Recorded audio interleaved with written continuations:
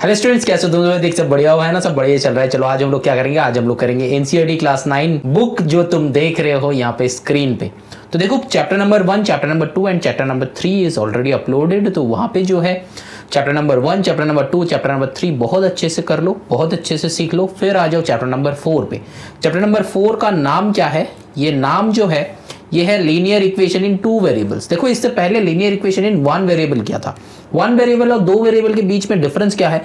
मतलब मान लो कि x plus 2y that is equals to 3।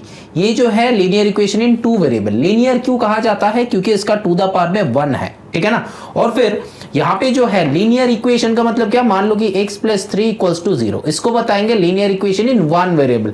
Linear क्यों है? क्योंकि एक्स्ट्रा टू द पावर 1 है और फिर x एक ही वेरिएबल है। जब 2 वेरिएबल रहेगा तब उसको लीनियर इक्वेशन इन 2 वेरिएबल कहा जाता है। और फिर x plus y plus z equals to 3, ऐसा वाले इक्वेशन तुम लोग क्लास 11 में जाके सॉल्व करोगे। क्रैमर्स रूल या फिर ऐसा कुछ रूल होता है अगर अप्लाइड मैथ्स रहता है तो। ओरिजिनल मैथ्स में मतलब जो हम लोग क्या क्या कहते हैं, ओरिजिनल जो मैथ्स बुक होता है, मतलब क्लास 11 में ना मैथ्स का 2 डिवीजन हो जाता है। एक होता है अप्लाइड मैथ्स, दूसरा होता है ओरिजिनल मैथ्स, मतलब प्योर मैथ्स जिसको कहते हैं। तो ये तो अप्लाइड मैथ्स में वो सारा क्रैमर्स रूल ये सब आएगा और फिर प्योर मैथ्स में ये जो आएगा तुमको 3D ज्योमेट्री ऐसा कुछ एक चैप्टर है। तो वहां पे तुमको ये 3 वेरिएबल का कैसे सोल्यूशन आता है तब सीखना है। लेकिन ऐसा नहीं कि तुमको यही सीखना पड़ेगा, लेकिन मैट्रिक्स में भी ये ऐसा 3 अलग अलग वेरिएबल से कैसे सॉल्व करना है वो भी सीखोगे। लेकिन वो सारा बातें अलग है, वो क्लास 12 में है मैट्रिक्स वाला जो है। लेकिन चलो फिर ये जो बातें हैं ये सारा अलग अलग बातें हैं, वो यहाँ पे नहीं करना चाहते। लेकिन बस तुम लोग को एक छोटा सा बताना था कि ऐसा भी होता है। ऐसा मतलब बहुत सारे बच्चे पूछते हैं कि सर ऐसा क्या होता है? हाँ बेटा होता है, ठीक है ना। तो क्या बताया, समझ में आया? अभी चलो आगे चलते हैं। देखो यहाँ पे एक्चुअली क्या होता है, लीनियर इक्वेशन इन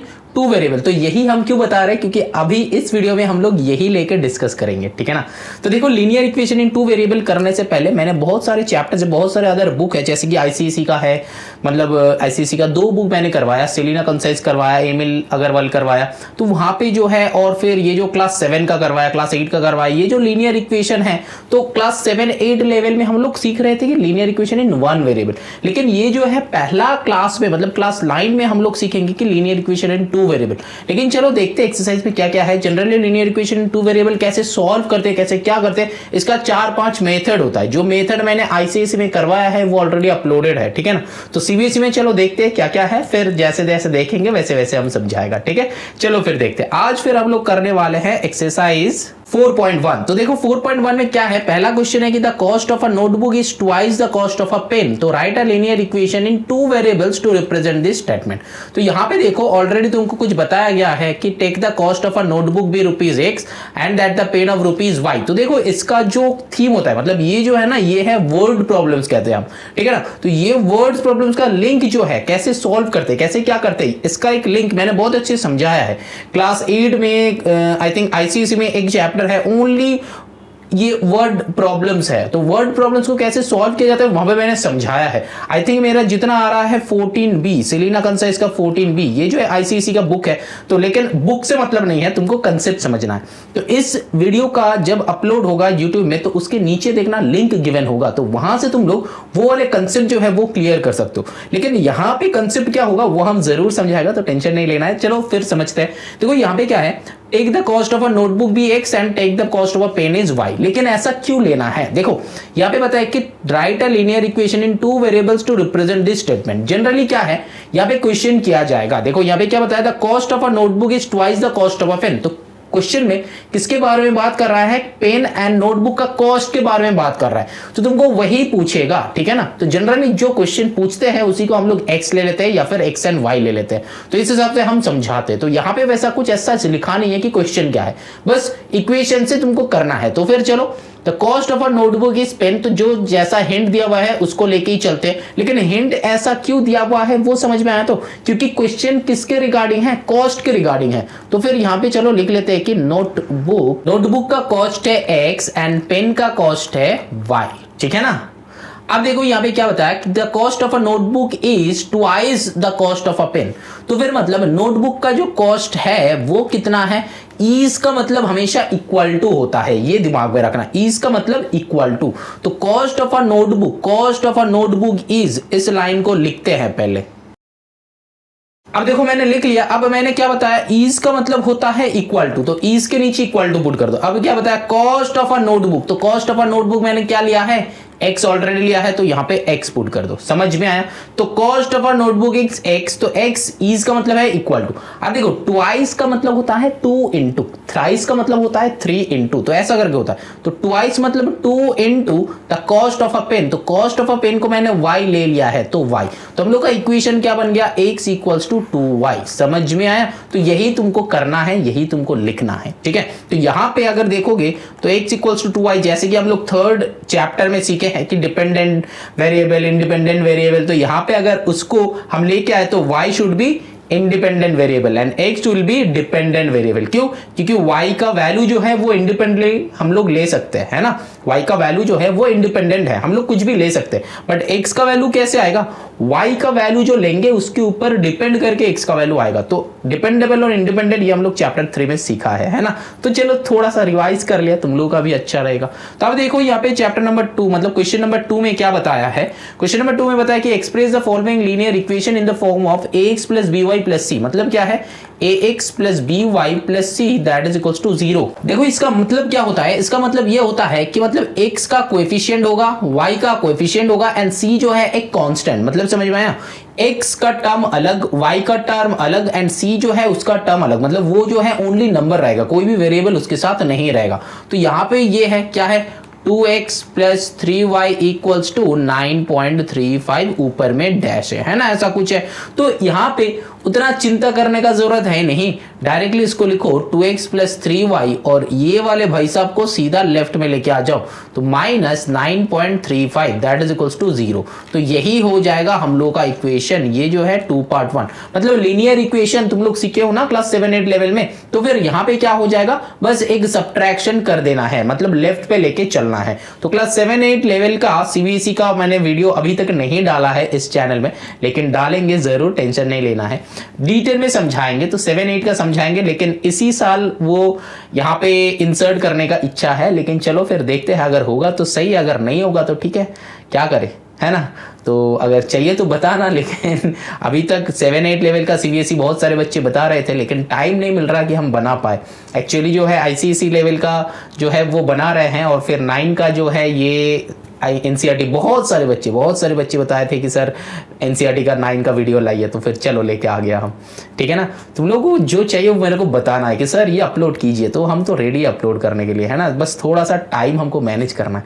चलो फिर अब देखो यहाँ पे ये, तो यहाँ पे डैश देना है, डैश भागेगा नहीं। तो यहाँ पे अभी चलो नेक्स्ट क्वेश्चन नंबर 2 में क्वेश्चन क्या है, x minus y by 5 minus 10 that is equals to 0। तो इस पे क्या करना है, इस पे ना पहले ही इसको एलसीएम कर दो, तो ठीक है ना। तो नेक्स्ट में यहाँ पे और लिख रहे, क्यों, जब सॉल्विंग इक्वेशन को सॉल्व करोगे ना तब हमको वहां पे क्या करना है, वहां पे और लिखना है, और लिखना है, या फिर तुमको ऐसे इंप्लाइज दैट साइन देना है। ये साइन का नाम क्या है, इंप्लाइज दैट। तो बहुत सारे स्कूल में इंप्लाइज दैट को प्रेफर नहीं करते हैं और बहुत सारे स्कूल में करते हैं, लेकिन हम हमेशा ये और लिखने के लिए बोलते हैं, क्योंकि जनरली और तुम कोई भी स्कूल में लिखो मार्क्स दे देगा, ठीक है ना। तो यहां पे क्या हो जाता है, देखो 5 विल बी एलसीएम, तो यहां पे मैंने ये रैशनल नंबर में सिखाया था। तो चैप्टर नंबर 1 का जो रैशनल नंबर है, यहां पे एडिशन सब्ट्रैक्शन रैशनल नंबर का या फिर ये फ्रैक्शन वाले नंबर का कैसे करते हैं, मैंने 3-4 मेथड बताया है, 3-4 मेथड चैप्टर नंबर 1 का डिस्क्रिप्शन में देखना मिल जाएगा। अब ये जब वीडियो अपलोड करेंगे तो इसका भी नीचे शायद मिल जाएगा तुमको, ठीक है ना,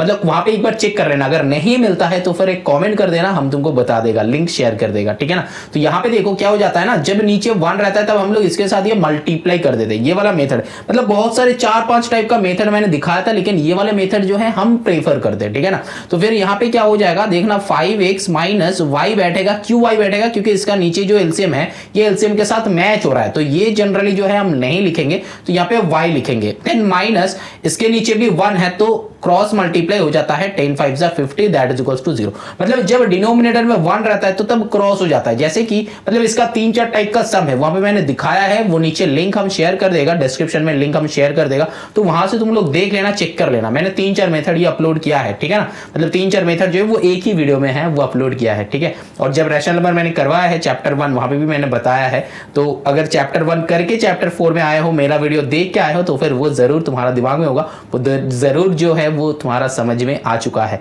कौन सा वाले वीडियो का बात कर रहे हैं, कौन सा वाले मेथड का बात कर रहे हैं, ये वाले जो मेथड है कैसे करना है इसका शायद समझ में आ जाएगा। अगर बाई चांस नहीं आ रहा है तो बेटा नीचे कॉमेंट करना, अगर डिस्क्रिप्शन में नहीं मिलेगा तो, अगर डिस्क्रिप्शन में मिलेगा तब भी कॉमेंट कर सकते हो, हम दे देगा, चिंता नहीं है, मतलब टेंशन नहीं लेना है। चलो फिर आप देखो यहाँ पे क्या हो जाएगा, ये 5 जो है ये राइट साइड मल्टीप्लाई कर दो तो 5x minus y minus 50 that is equals to 0 into 5। तो 0 इंटू 5 क्या हो जाता है 5, गलत बताया वो 0 इंटू 5 0 होता है बेटा। मैक्सिमम बच्चे ना यही करते हैं, ऐसा ही टाइप का मिस्टेक करते हैं, 0 इंटू 5 5 करके चलाते।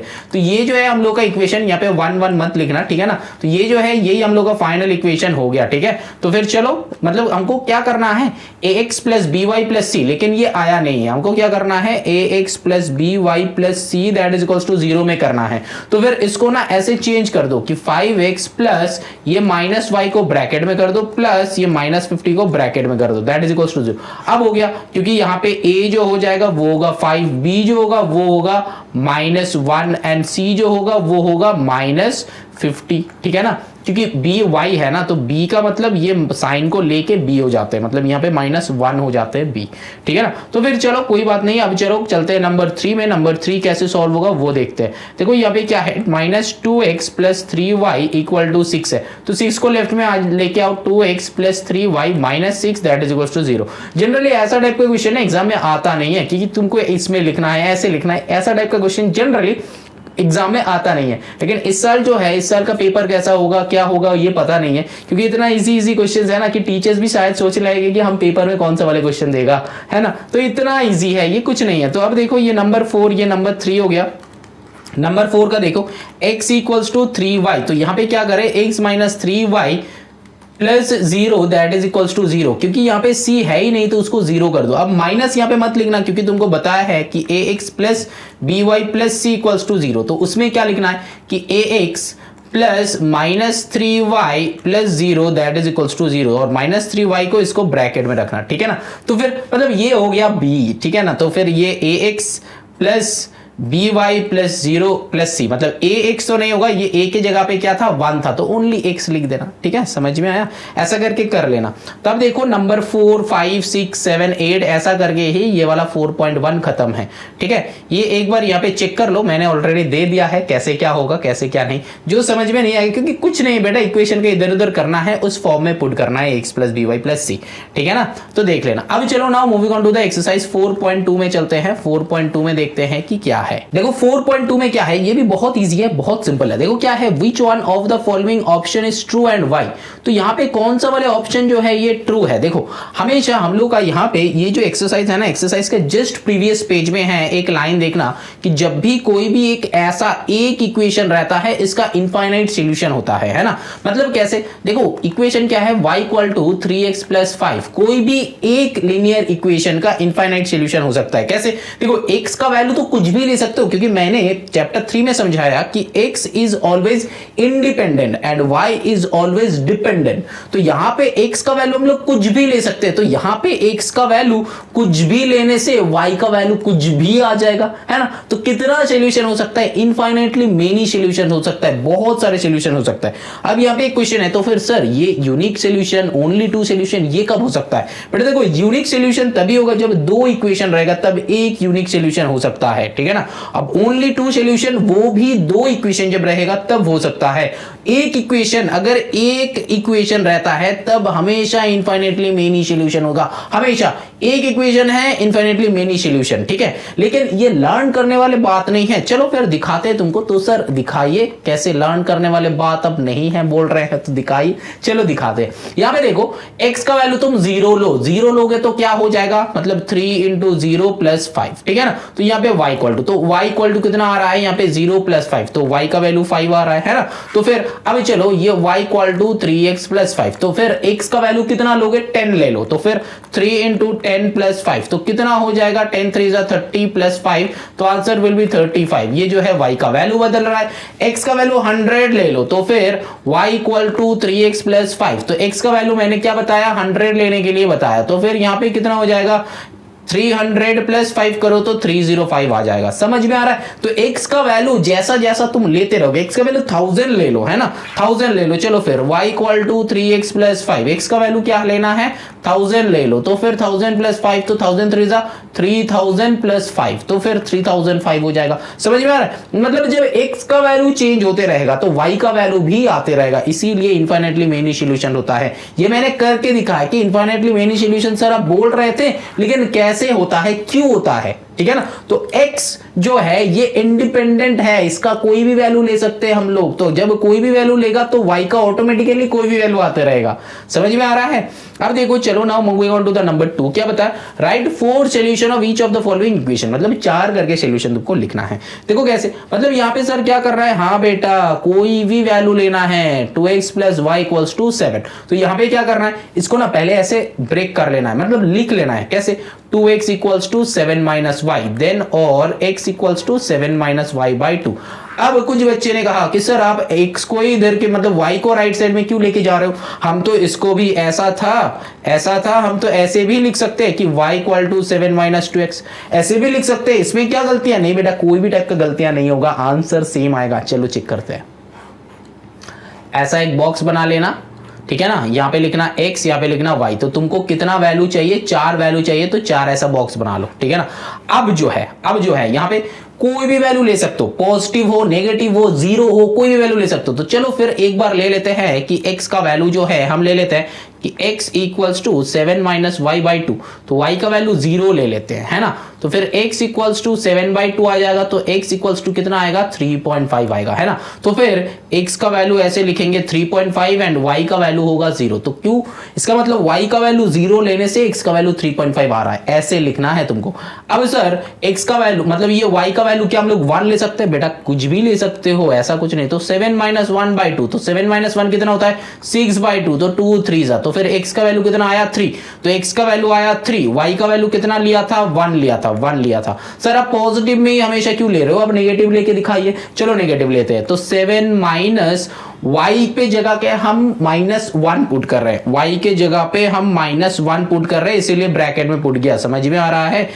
इस इक्वेशन को ऐसे लिखा है, समझ में, y के जगह पे मैंने -1 पुट किया। तो अल्टीमेटली ये क्या हो गया, 7 प्लस 1 बाई 2 हो गया, तो 8 बाई 2 हो गया। तो यहाँ पे 2 4 था, तो फिर x का वैल्यू क्या है 4, तो x के जगह पे 4 लिखेंगे और y के जगह पे -1 लिखेंगे। समझ में आ रहा है? तो यहाँ पे तुम कोई भी वैल्यू ले सकते हो, कोई भी वैल्यू ले सकते हो। ये नंबर 4 क्या हो जाएगा, एक और ये नंबर 4 वाला तुम ढूंढना तुम्हारे हिसाब से, लेकिन ये कैलकुलेशन सही होना चाहिए। सर आप तो ये वाला कर रहे हो, तो यहाँ पे भी आप दिखाइए। चलो फिर दिखाते हैं। यहाँ पे क्या सर आंसर अलग आने का चांसेस है, चलो देखते हैं, है ना। हम भी देखते हैं, तुम भी देखो, तो मिलके देखेंगे, है ना। ऐसा नहीं कि हम बस बता देगा तो हो जाएगा। अरे चलो चेक कर लेते हैं, चेक करने में क्या है ना, मजा आ जाएगा, एक्सपेरिमेंट नया।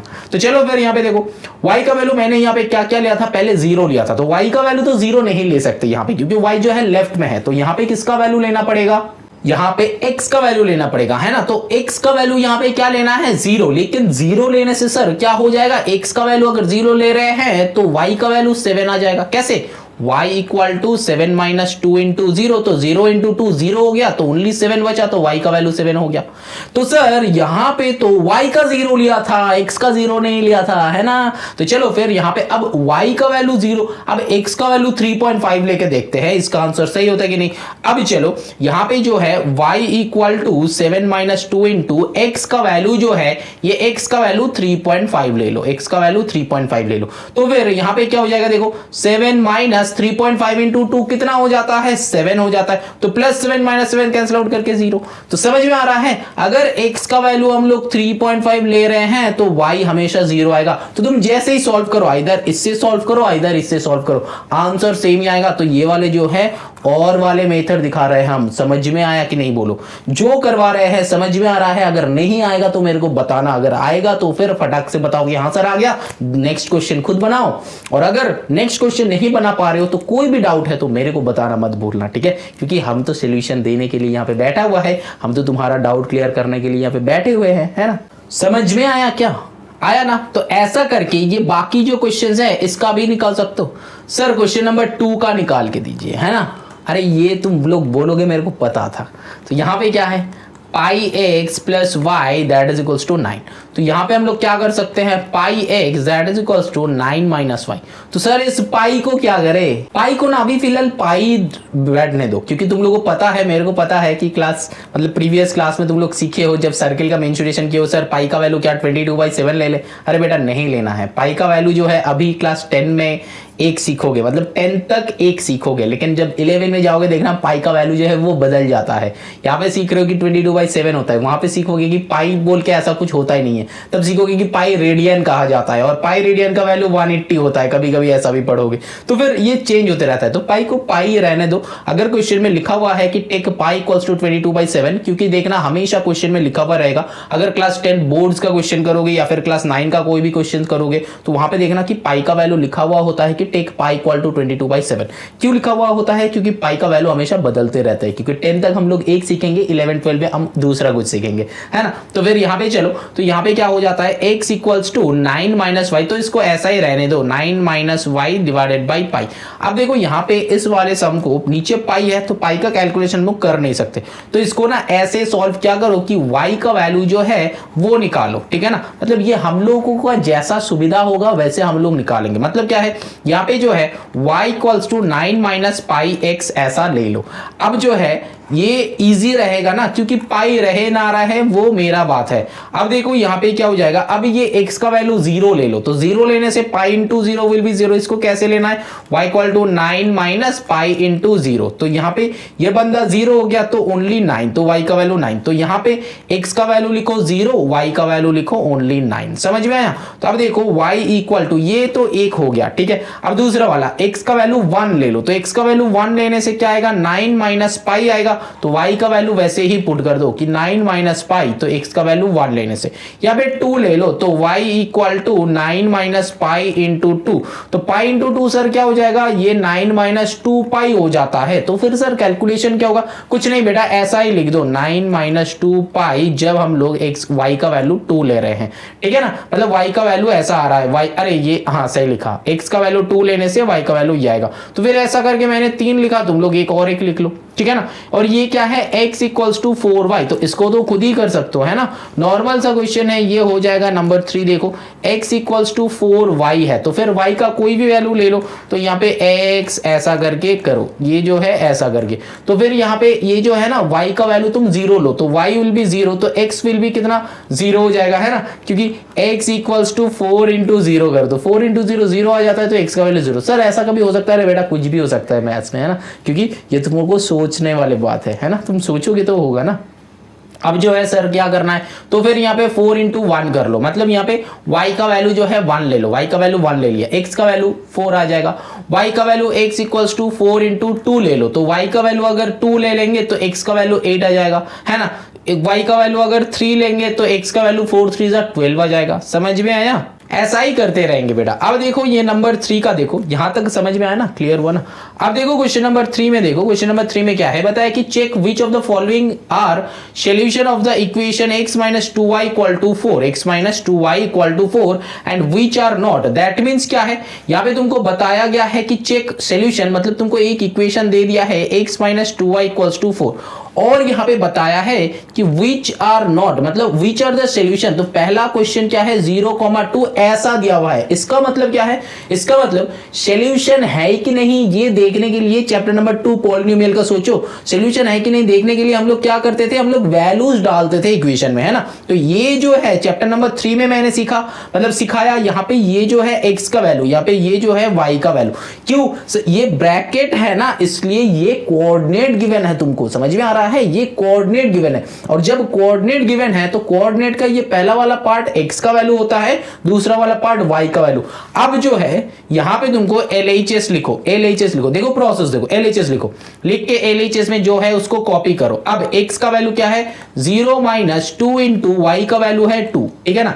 तो अब यहां पे क्या आ रहा है सर, -4 आ रहा है, तो RHS में मेरा क्या है, RHS में 4 है, तो क्या दोनों इक्वल है, नहीं है। अगर इक्वल नहीं है तो LHS is not equal to RHS, तो हम लोग क्या लिखेंगे, ये जो है 0,2 is not a solution, is not a solution of given equation, समझ में आया, इक्वेशन, ये इक्वेशन टू द पावर में n लिख दिया, मतलब EQN इसका मतलब होता है इक्वेशन, ठीक है ना। तो मैंने थोड़ा ज्यादा लिखा तो EQN लिख देते हैं, तो इक्वेशन हो जाएगा, ठीक है, समझ में आया। तुम लोग स्कूल में ऐसा मत लिखना बेटा, ये शॉर्टकट हम यूज कर रहे हैं, तुम लोग यूज मत करना, क्योंकि तुम लोग का सिखाना भी मुश्किल हो जाता है। तुम लोग ना मैसेज का स्पेलिंग में, मैंने कुछ दिन पहले कॉपी देख रहे थे तो वहां पे मतलब कोई एक बच्चा बिकॉज को BCZ लिख दिया है। अब मैंने सोच रहा था कि अरे ये क्या है, BCZ कहां से है, फिर समझ में आया कि अरे ये बिकॉज है और मैसेज का राइटिंग में लिख रहा है, तो हम कैंसिल आउट करके उसको पूरा 0 बिठा दिया बेटा।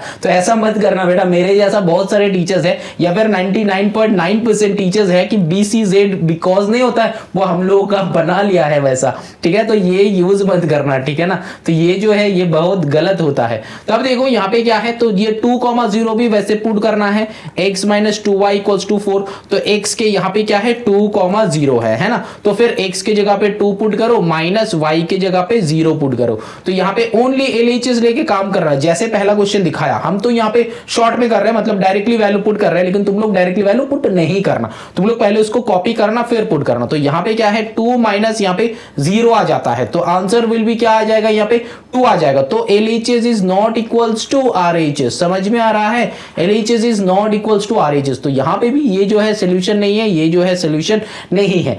अगर हम गलत कर रहे हैं ना तो तुम लोग नीचे कमेंट करके बताना जब ये YouTube पे अपलोड हो जाएगा, और गलत कर रहे हैं तो अभी अगर जो बच्चे का दिमाग में ऐसा घुस नहीं रहा कि गलत कर रहे हैं सर, तो फिर बेटा मेरे को बताते रहना, थोड़ा सा कॉशियस हो जाओ। जब हम सम कर रहे हैं तो थोड़ा सा कॉशियस हो जाओ, कंसेंट्रेशन करना है, यू जस्ट नीड टू पे योर अटेंशन ओनली। तो अटेंशन पे करो, सम सीखो, सम को ग्रैब करो, मार्क्स लाओ। अच्छा तुम्हारा भी लगेगा, अच्छा मेरा भी लगेगा, क्योंकि हम तुमको सिखाया है ना। तो सिखाने से ज्यादा और कुछ क्या हो सकता है ना। तो चलो अब देखो 4,0, तो फिर चलो उसको वैल्यू पुट करते, तो x - 2y = 4 है ना। तो यहाँ पे क्या है, x का वैल्यू जो है 4 - 2 × y का वैल्यू है 0, तो यहाँ पे क्या हो जाएगा, ये तो 0 हो गया। अच्छा तो यहाँ पे 4 ही आ रहा है ना। तो फिर ये जो है LHS में 4 है और RHS में भी 4 है, तो फिर यहाँ पे LHS = RHS हो रहा है। दैट मीन्स ये जो है नंबर 3 जो है, this is the solution of the given equation. समझ में आया। अब चलो नंबर 4 बनाते हैं। सर √2 ये सब क्या है, अरे कुछ नहीं बेटा, 2y = 4, तो LHS लिखो।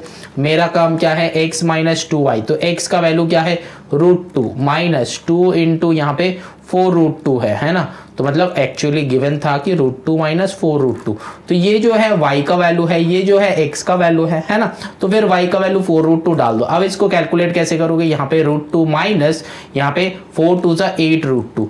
अब देखो ये जो है सर्ड्स है, सर्ड्स में अगर रूट के अंदर वाले साइन जो है ये सेम रहता है, मतलब √3 - √2 कोई काम नहीं होगा। लेकिन अगर √2 - √2 होता है तो कैंसिल आउट हो जाएगा।